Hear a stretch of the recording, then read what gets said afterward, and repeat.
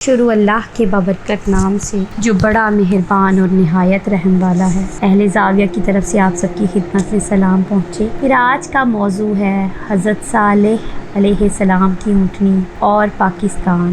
اشفاق احمد کہتے ہیں کہ جو اونٹ ہے وہ اپنی طرز کا ایک عجیب و غریب قسم کا جانور ہے جو دوسرے جانوروں سے بہت مختلف ہے۔ جب بھی آپ اس کی سواری کریں تو آپ دیکھیں گے کہ سب سے پہلے وہ اپنی پچھلی ٹانگیں کھڑی کرتا ہے۔ دنیا کے دوسرے سارے جانور اگلی ٹانگیں پہلے کھڑی کرتے ہیں۔ اس کا فائدہ یہ ہوتا ہے کہ اوپر بیٹھنے والا سب سے پہلے سجدہ کرتا ہے۔ یہ اللہ نے اس کا ایک کام رکھا ہے، آدمی چاہے یا نہ چاہے سجدہ خود بخود ہو جاتا ہے، اور سارے کے سارے اس کے جو خصائص ہیں وہ لوگوں کے سامنے نہیں آئے۔ اتنا ضرور جانتے ہیں کہ یہ میلوں تک اور دنوں تک سفر کر سکتا ہے، وہ بھی پانی پیے بغیر۔ اللہ نے قرآن میں اس جانور کا خاص ذکر کیا ہے اور کہتے ہیں کہ تم نے اونٹ کو دیکھا ہے کہ یہ کس طرح کا جانور بنایا ہے، یعنی اس کے عجائب اور غرائب ابھی تک پوشیدہ ہیں۔ اشفاق احمد کہتے ہیں کہ ایک بار پاکستان میں امریکہ کا صدر آیا، وہ جب کراچی اترا تو اس کے لیے ہر طرح کی بہترین گاڑیاں اور ساز و سامان مہیا کی تھی، لیکن وہ اونٹ کو دیکھ کر بہت متاثر ہوا۔ اس نے کہا کہ مجھے اونٹ گاڑی چلانی ہے۔ الغرض اس کو جانا پڑا، اس نے نئی رومی ٹوپی خریدی۔ پچھلے دنوں میں اونٹ، اشفاق احمد کہتے ہیں کہ ہمارے ساتھ بھی ایک اتفاق ہوا۔ ہم جب پاکستان کی اویئرنیس کریٹ کرنے کے لیے دور دراز علاقوں میں جاتے تھے تو ہم بھی اونٹ کی سواری کرتے تھے، تب ہمیں اونٹ کے بارے میں بہت کچھ معلوم ہوا۔ اشفاق احمد کہتے ہیں کہ اونٹنی حضرت صالح کی اونٹنی بھی تھی جو کہ ایک معجزے کے طور پر وجود میں آئی تھی۔ قوم سمود کی طرح صالح علیہ السلام کو اللہ نے بھیجا اور بہت اونچے درجے کے نبی تھے۔ انہیں حکم ہوا کہ جا کے اس بےہودہ قوم کو راہ راست پر لاؤ، وہ بڑی بگڑی قوم ہے، بیشتر اس میں خرابیاں ہیں، ان کے پاس دولت بہت زیادہ تھی، علاقہ بہت سرسبز تھا، انہوں نے پہاڑوں کو تراش کر ستون محرابیں بنائی، وہ دیکھنے کے قابل تھی، اور وہ لوگ بہت ہی معتبر لوگ سمجھتے تھے، وہ بتوں کی پوجا کرتے تھے۔ تب اللہ نے ایک پاکیزہ نبی حضرت صالح کو ان کے پاس بھیجا کہ جا کر ان کو اللہ کا پیغام دیں، تو انہوں نے سارے وہی اعتراضات کیے جو اللہ کے باقی نبیوں پر کیے گئے تھے کہ تم تو ہمارے ہی جیسے انسان ہو، اور وہ بھی تم ایک غریب طبقے سے بلونگ کرتے ہو، اگر تو تم کسی اچھی اکنالج کنڈیشن میں ہوتے تو ہم تمہاری بات بھی مانتے۔ ہم بھی بار بار اکنالجڈ کنڈیشن کی بات کرتے ہیں، اور جب بھی کبھی مصیبت پڑتی ہے، بوجھ پڑتا ہے، تو آپ بجائے اس کے بوجھ کو بالواسطہ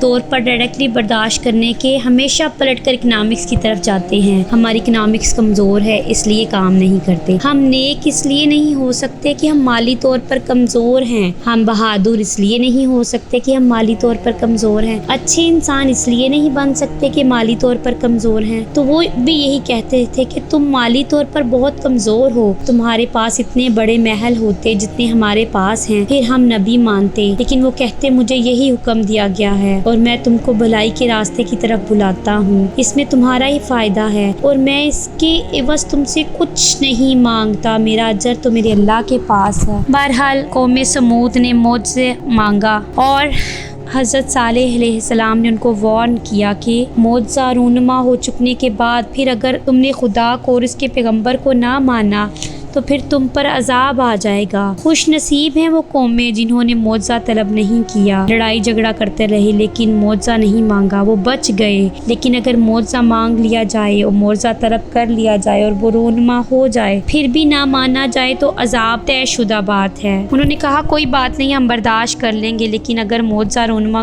کریں گے تو ہی ہم ایمان لائیں گے۔ انہوں نے کہا ہم یہ چاہتے ہیں کہ سامنے چٹیل پہاڑ ہے، بہت چکنا اور مضبوط ہے، کروڑوں سال سے اپنی جگہ پر قائم ہے، ہم یہ چاہتے ہیں تیرا اللہ اس پہاڑ سے ایک اونٹنی پیدا کرے۔ اب پہاڑ کا اور اونٹ کا کوئی تعلق نہیں تھا، اور وہ اونٹنی آئے ہمارے ساتھ ہماری بستی میں رہے اور پھر ہم مانیں گے تم پیغمبر ہو۔ چنانچہ انہوں نے اللہ سے دعا کی اور اونٹنی رونما ہو گئی، وہ بستی میں آ کر کھڑی ہو گئی، اور ظاہر ہے ادھر ادھر لوگ دیکھنے لگے۔ وہاں آ کے ان لوگوں نے اسے دیکھا اور حیران اور ششدر بھی ہو گئے کہ اونٹنی تو پیدا ہو گئی ہے، لیکن اب ہم اس کو کیا کریں؟ تو حضرت صالح علیہ السلام نے فرمایا تمہاری خواہش کے مطابق، تمہاری آرزو کے مطابق یہ اونٹنی انہی پہاڑوں کے درمیان سے پیدا ہوئی ہے اور اب تمہارے درمیان آ گئی اور یہ آپ سب کے لیے مہمان ہے۔ اب اللہ کی ایک شرط عائد کی ہے، اللہ نے اس کے لیے ایک شرط عائد کی ہے کہ بستی کی ایک کنویں سے یہ پانی پیے گی اور اس کا ایک دن مقرر ہوگا اور وہ دن وہاں کوئی دوسرا آدمی پانی نہیں لے سکے گا، نہ مویشی، نہ چرند پرند، نہ انسان۔ اونٹنی ہماری معزز ترین مہمان ہے، ان کی دیکھ بھال کرنا ہمارا فرض ہے۔ انہوں نے کہا بہت اچھا، ہم ایسا ہی کریں گے۔ کچھ دن تو انہوں نے اونٹنی کو برداشت کیا اور بواری کے مطابق جو دن مقرر تھا اسی دن پانی دیتے رہے، لیکن پھر انسان ہے اور اس میں ایک آدمی ایسا پیدا ہوا جس نے مزید 8 آدمیوں کو ورگلایا اور وہ 9 ہو گئے۔ انہوں نے کہا کیا شرط ہم نے اپنے آپ پر عائد کر لی ہے اور اس اونٹنی کی کیا حیثیت ہے، ہم اس کو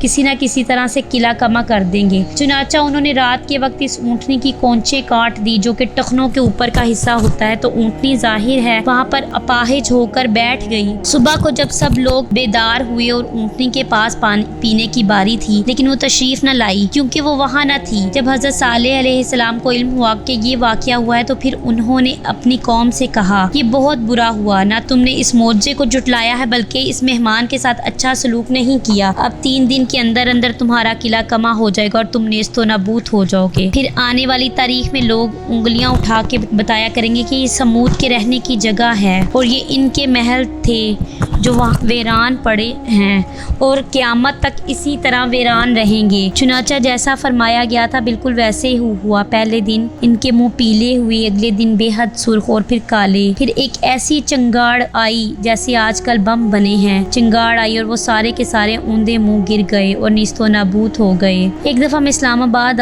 گیا تو وہاں مجھے ایک پیغام ملا کہ ایک بابا جی آپ سے ملنا چاہتے ہیں۔ مجھے چونکہ بابوں سے ملنے کا بہت شوق ہوتا ہے تو میں بخوشی ان کے پاس چلا گیا، لیکن وہ بابا جی میرے بابوں جیسے نہیں تھے۔ انہوں نے بڑے غصے سے میرا صافہ کھینچا اور کھینچ کر کہا کہ میں تم کو وارن کرتا ہوں، یہ جو پاکستان ملک ہے ایک معجزہ ہے، یہ جغرافیائی حقیقت نہیں ہے۔ تم بار بار کہا کرتے ہو ہم نے یہ کیا، پھر یہ کیا، پھر سیاست کے میدان میں یہ کیا، پھر اپنے قائد کے پیچھے چلے، ہم نے بڑی قربانیاں دی ہیں، ایسے مت کہو۔ پاکستان کا وجود میں آنا ایک معجزہ تھا، اتنا بڑا معجزہ ہے جتنا قوم سمود کے لیے اونٹنی کا پیدا ہونا۔ اگر تم اس پاکستان کو حضرت صالح کی اونٹنی سمجھنا چھوڑ دو گے نا تو نہ تم رہو گے نہ تمہاری یادیں رہیں گی۔ انہوں نے کہا صالح کی اس اونٹنی کے ساتھ اچھا سلوک نہیں کیا تھا اور تم لوگوں نے پاکستان کے ساتھ اچھا سلوک نہیں کیا۔ کئی برس گزر جانے کے بعد یہ جو رویہ اختیار کیا ہوا ہے جو سمود نے کیا تھا، اندر کے رہنے والوں اور باہر کے رہنے والوں دونوں کو وارن کرتا ہوں تم سنبھل جاؤ ورنہ وقت بہت کم ہے۔ اس اونٹنی سے جو تم نے چھینا ہے وہ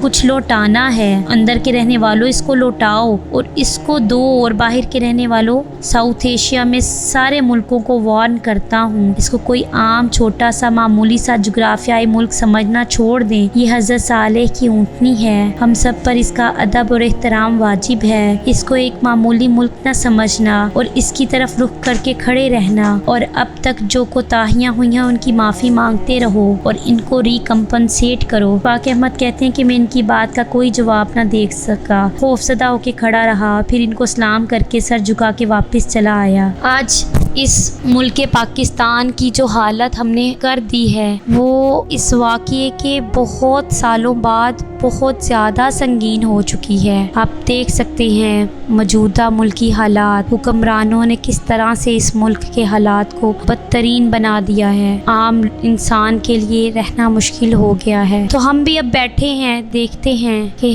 اللہ کا عذاب کس طرح سے کس انسان پر قہر بن کر ٹوٹے گا۔ اس لیے ہمیں اس ملک کے لیے اللہ سے معافی مانگنے کی ضرورت ہے، اور ہر وہ انسان جس نے اس کی بنیادوں میں چھید کیے ہیں، اسے نقصان پہنچایا ہے، ہر اس انسان کو تلافی کرنے کی ضرورت ہے، ورنہ اللہ اپنے اس معجزے کے ساتھ بدسلوکی کا بدلہ خود لیں گے انشاءاللہ۔ اللہ آپ کو آسانیاں عطا فرمائے اور آسانیاں تقسیم کرنے کا شرف عطا فرمائے۔ اللہ حافظ۔